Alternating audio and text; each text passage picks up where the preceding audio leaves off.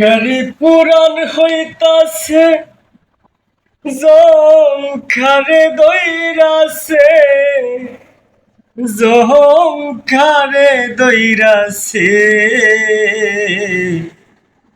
অনুমানে বুঝলাম গাড়ির তেল ফুরাইতাছি আমি। অনুমানে বুঝলাম গাড়ির তেল ফুরাইতাছি। ফিউজ হলো গাড়ির ব্যাটারি,